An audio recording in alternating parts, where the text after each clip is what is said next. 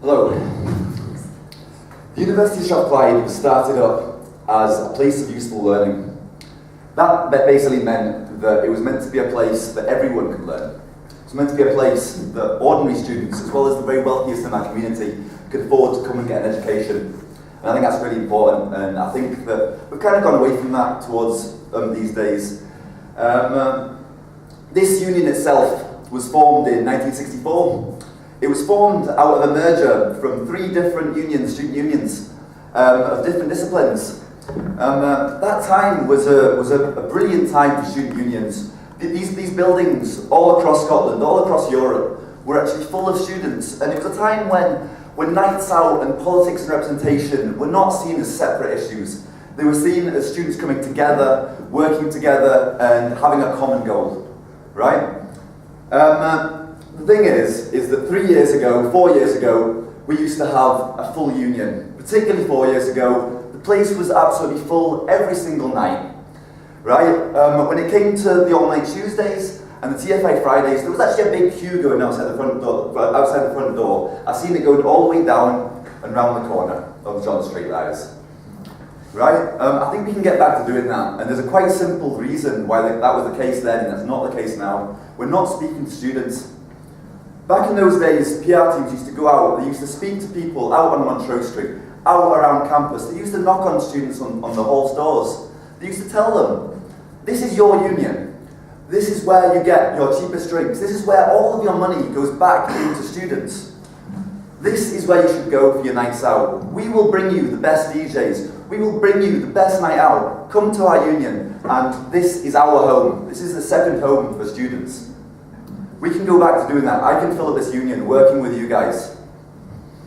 In terms of representation of this union, it's about time that students actually know that this is our union, and that if they've got any problems with the representation, if they've got, sorry about that, guys.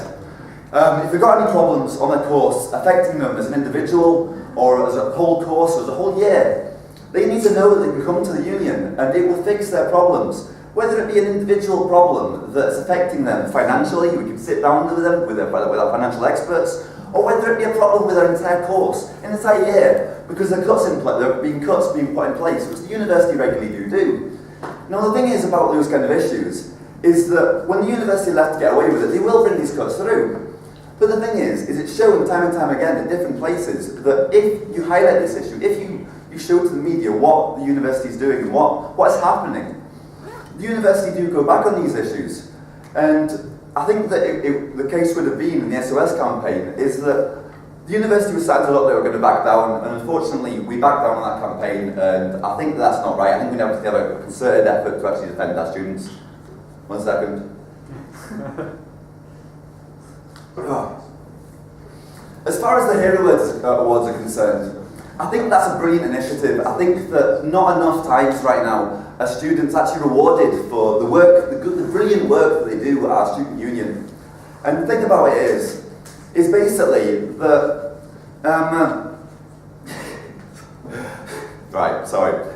The thing basically is that it's not rewarded right now. You might be able to put it on your CV, but there's no accreditation to actually show what you've actually done at your time, at your student union. And it's about time that's actually shown. It's actually not good enough right now. What we need to have people that are caring for people around them, and people that are doing other work outside that they can't possibly sometimes come to the union, but they also can't be furthering their education. And I think that's why these things should be included in the Hero Awards. And I think that's why this union needs to facilitate around them. It's not for students to make sure they can make times for us. It's about us facilitating and making sure that we can put on events and we can facilitate them and that they can do work for the union. I think that's really important, and I think that's why I'm in favour of the Hero Awards and why we need to put a lot of pressure on with NUS Scotland and with NUS UK to make sure that the Hero Awards are everything they could be.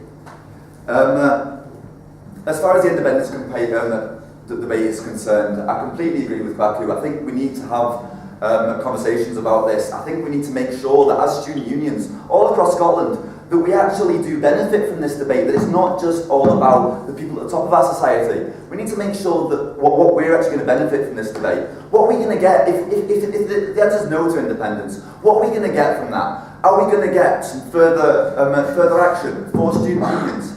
Are they actually going to make further progress from all of the terrible issues that are currently now? Many students can't even come to university because it's unaffordable for many, despite the price. Okay, and I would ask you not to make it a popularity issue. I would really ask you to consider myself full presidency of this union, and thank you all.